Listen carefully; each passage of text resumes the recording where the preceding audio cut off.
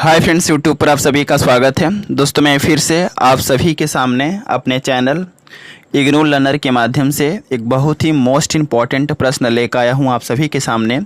और ख़ासकर यह प्रश्न जो है BHDS 183 का है। और अभी आपके सामने जो मैं प्रश्न बताने वाला हूं इस वीडियो के माध्यम से, ये एग्ज़ाम के लिए काफ़ी ज़्यादा इम्पोर्टेंट है। और ऐसा इसलिए क्योंकि अब तक जितने भी प्रीवियस ईयर में इस सब्जेक्ट की परीक्षाएँ हुई हैं, उन सभी परीक्षाओं में जो है यह प्रश्न आ चुका है। और इस बार भी एग्ज़ाम में इस प्रश्न के आने की संभावनाएँ काफ़ी ज़्यादा है। सो आप सभी से रिक्वेस्ट है कि आप एग्ज़ाम में जाने से पहले एक दफ़ा इस प्रश्न का आंसर आप ज़रूर देख के जाइए। ओके, सो स्टार्ट करते हैं। और स्टार्ट करने से पहले एक आपसे रिक्वेस्ट है कि अगर आपने मेरे चैनल को अब तक सब्सक्राइब नहीं किया है तो आप इस चैनल को सब्सक्राइब कर लीजिए, क्योंकि इस चैनल पर आपके सब्जेक्ट के इंपॉर्टेंट क्वेश्चन के वीडियो सबसे पहले आपको प्रोवाइड की जाती है बिफोर एग्ज़ाम। और साथ ही साथ जो इन क्वेश्चन आंसर होता है, इंपॉर्टेंट क्वेश्चन आंसर जो होता है, वो आपको उसका जो PDF होता है आपको टेलीग्राम चैनल पर मिलेगा। तो बेहतर ये होगा कि आप इस चैनल से जुड़े, क्योंकि इन फ्यूचर जो है काफ़ी ज़्यादा हेल्प मिलने वाला है। सो स्टार्ट करते हैं और प्रश्न की ओर बढ़ते हैं। तो प्रश्न एग्जाम में आता है कि पारिभाषिक शब्दावली किसे कहते हैं और इसकी उपयोगिता पर विस्तृत वर्णन कीजिए। ओके, क्या कहा मैंने? एग्जाम में आएगा पारिभाषिक शब्दावली किसे कहते हैं और पारिभाषिक शब्दावली के का क्या उपयोग है, इसके बारे में आपको बताना है। तो सबसे पहले हम जानेंगे कि आखिरकार पारिभाषिक शब्दावली होता क्या है। ओके, तो सबसे पहले आपको हेडिंग देना है और हेडिंग के तौर पे लिखना है पारिभाषिक शब्दावली। इसके डिफिनेशन के अंतर्गत आपको लिखना है बस इतना कि पारिभाषिक शब्दावली वे शब्द नहीं होते हैं जिसका प्रयोग हम सामान्य बोलचाल की भाषा में करते हैं। क्या कहा मैंने? पारिभाषिक शब्दावली वे शब्द नहीं होते हैं जिसका प्रयोग हम सामान्य बोलचाल की भाषा में करते हैं, बल्कि पारिभाषिक शब्दावली कुछ ऐसे शब्द होते हैं जिनका प्रयोग कुछ विशिष्ट क्षेत्रों में ही किया जाता है। ऐसे शब्दावली को हम पारिभाषिक शब्दावली के नाम से जानते हैं। ओके, तो पारिभाषिक शब्दावली क्या हुआ? पारिभाषिक शब्दावली वे शब्दावली होते हैं जिनका प्रयोग जो है कुछ विशिष्ट क्षेत्र में ही इसका प्रयोग होता है। ऐसे शब्दावली को हम पारिभाषिक शब्दावली के नाम से जानते हैं।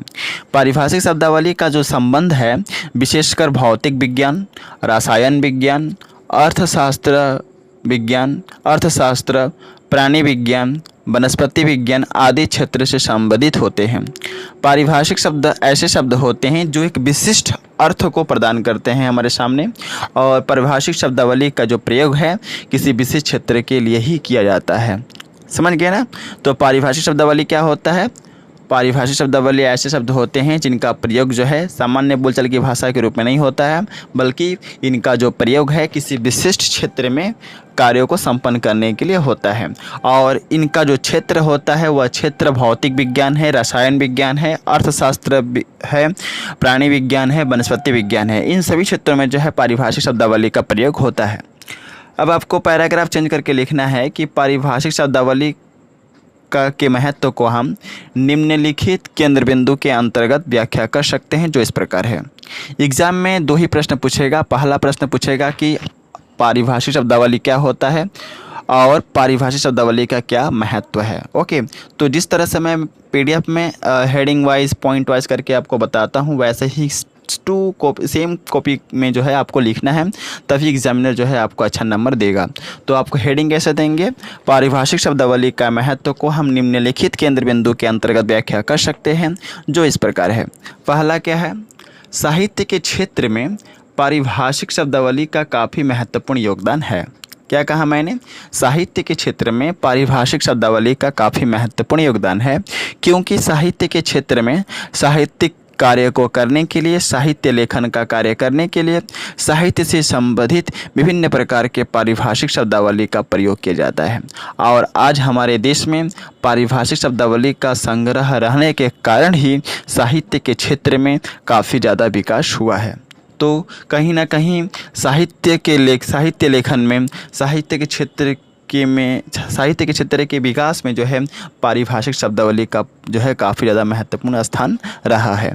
तो समझ गया पहला पॉइंट में मैंने क्या बताया, साहित्य के क्षेत्र में पारिभाषिक शब्दावली का काफ़ी महत्वपूर्ण योगदान होता है, क्योंकि साहित्यिक कार्य करने के लिए आपको विभिन्न प्रकार के शब्दों की आवश्यकता पड़ेगी और वे सभी साहित्यिक संबंधित जो शब्द हैं वे आपको पारिभाषिक शब्दावली से ही मिलेगी।